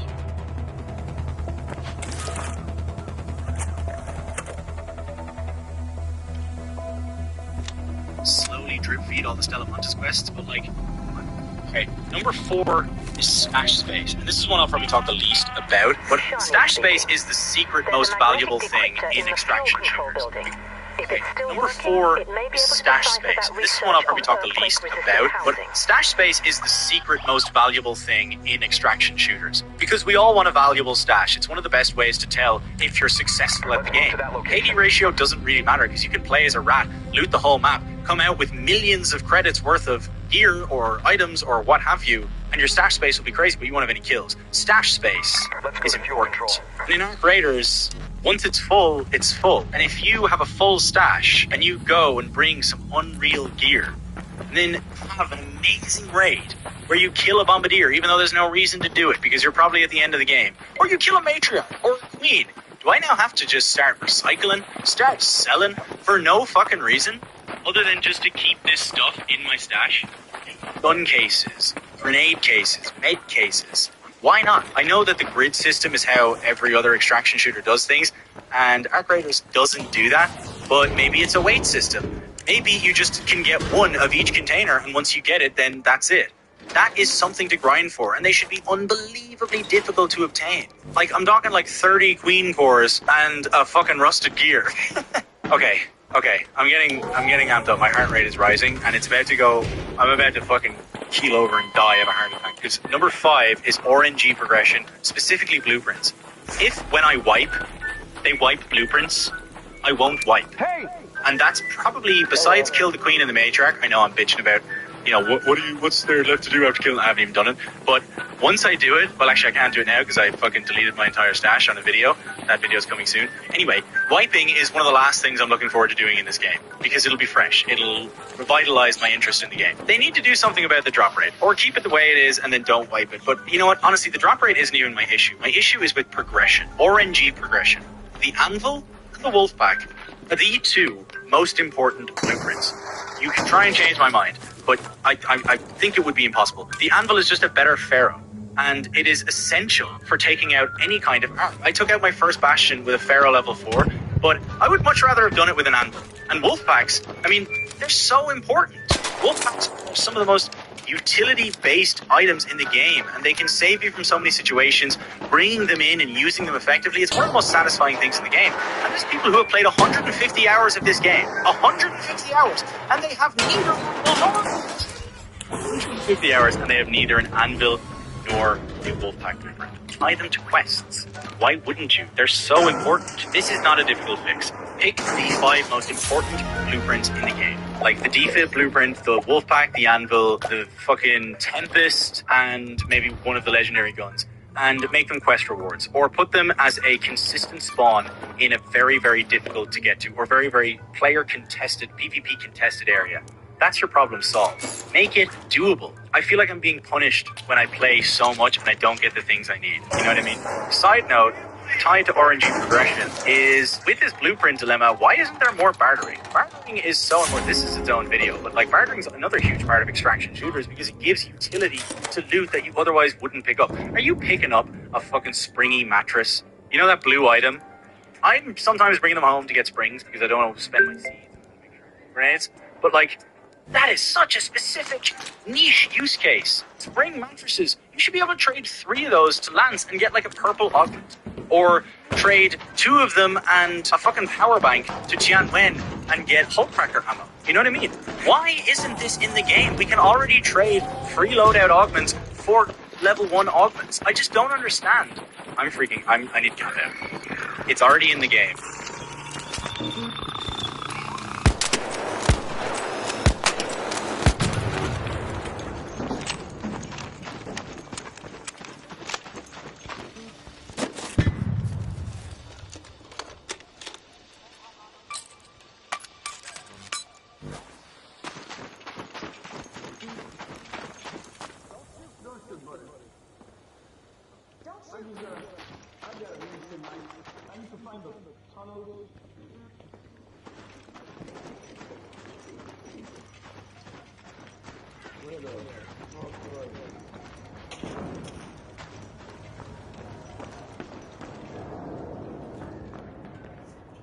Yo, you said you're trying to find the tunnels?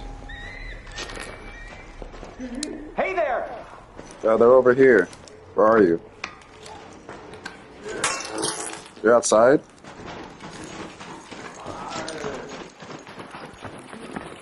Oh, there you are. I'm losing you. I'm right here, I'm right here. You said you're trying to find the tunnels? Yeah. Alright, this way. There's Let's go to that location. I need to reach the water supply or something. Okay, it should be at one of the valves down there. Oh, yeah. Oh, fuck. You're stuck? Alright. Yeah, he's a fucking pinch. Is this it? No, this isn't it. No, this is it. This is the tunnels. Nice. Alright, see ya. Thank you, buddy. No problem.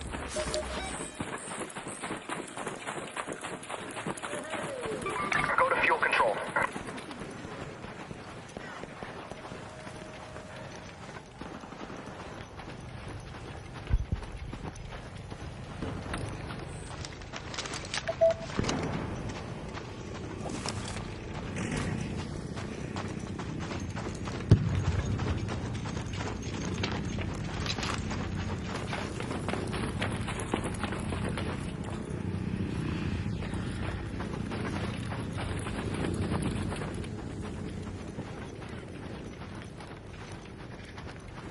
Give the useless items more utility.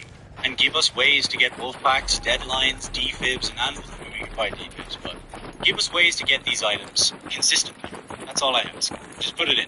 It'll make me happy. But the secret 6th problem is the super problem of the problems we talk about this game. And it's not that there's not enough endgame content. It's that it abruptly stops. Once you kill the queen and get the legendary weapons and have a full stash, you're cooked. And yes, you can wipe and get some small meta progression, but you know you're going to get through it even faster, especially if they don't wipe blueprints. It feels a little bit defeatist. I have 1,200 hours in Tarkov. I know I said I wouldn't mention him again, just hear me out. 1,200 hours. I played 5 or 6 wipes. In the game, when you get to max level, which is like 70 or something, you can get something called Kappa, which is the final reward of the game. It's a safe container that you can bring into raids, and it's like your safe pocket, but it's bigger. It's the biggest one you can get in the game. To get that, you need to save every single of the 30 streamer items that are in the game. They're all rare and hard to find, some extremely hard to find. I saved every single one, every wipe. I never had them all at one point, but it didn't matter because I had to get to level 70 to get combat. Do you know the highest level I got in any of those wipes? 27. What does that say? What does that say about me? It says I'm a fucking idiot, first of all. But what it also says, which is more important, is that I am dedicated to the grind. I like the idea of the final grind. But Ark Raiders, I can see the end. I can see where the horizon is. I've reached the horizon, and it's incredibly disheartening. Why would I raid? It's a huge part of raiding that we're constantly working towards this thing. It's a massive part of this genre. What I'm curious about is anybody who's played Tarkov when it first came out, is this what it was like when it first came out? Maybe it was more hardcore, so it was harder, but I'm keen to know. Because I believe that this game can be a 10-year game, and I would like it to start being a 10-year game. Maybe this video is a little bit more of me ranting about having rinsed the entire game, but I do think that there's a couple of issues with their design philosophy that can be straightened out. I love Empire, and I love Ark Raiders, and most importantly, I love you. I love streaming. I love streaming at 5 p.m. GMT on Wednesdays and weekends every single week on YouTube and Twitch. I hope to see you there. Subscribe for more videos. Bye.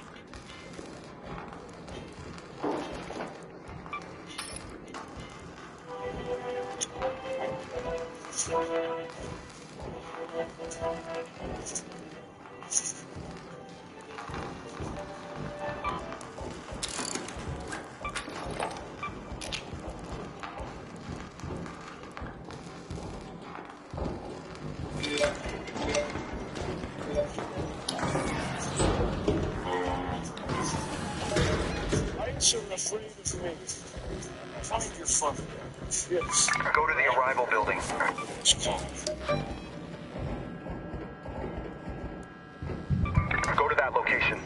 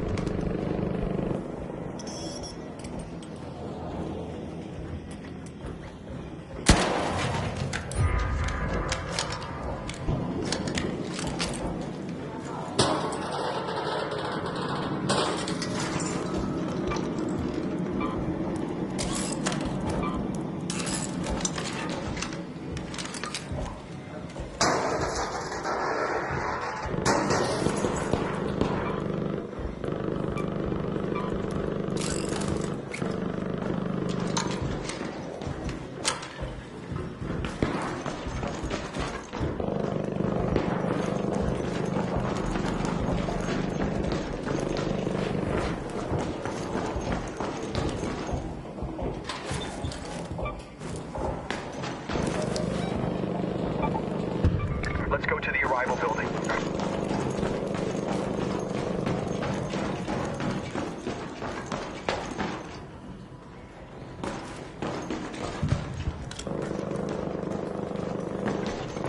Hello?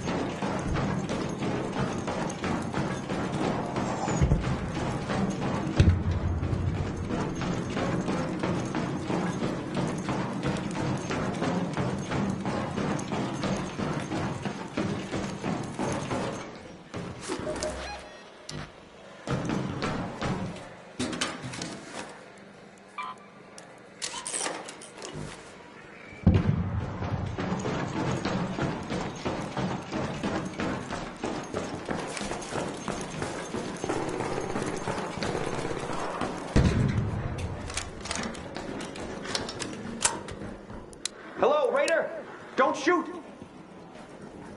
Don't shoot!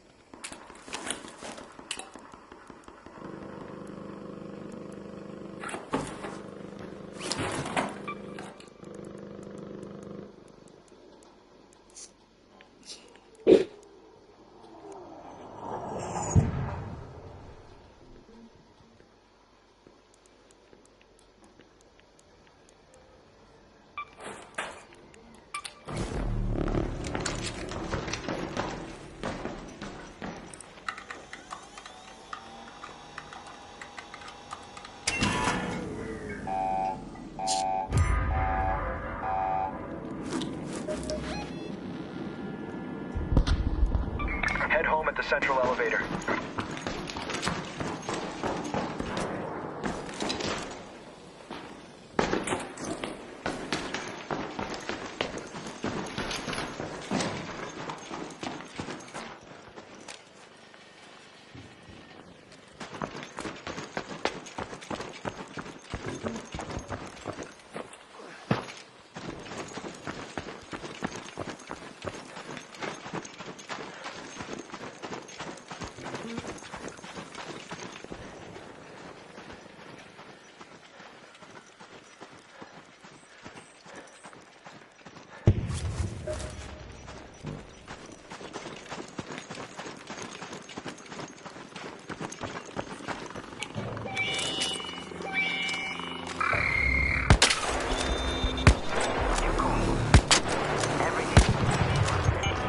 An arc orbiter is en route. The safe window is closing. 10 minutes to get out of there. I repeat, 10 minutes.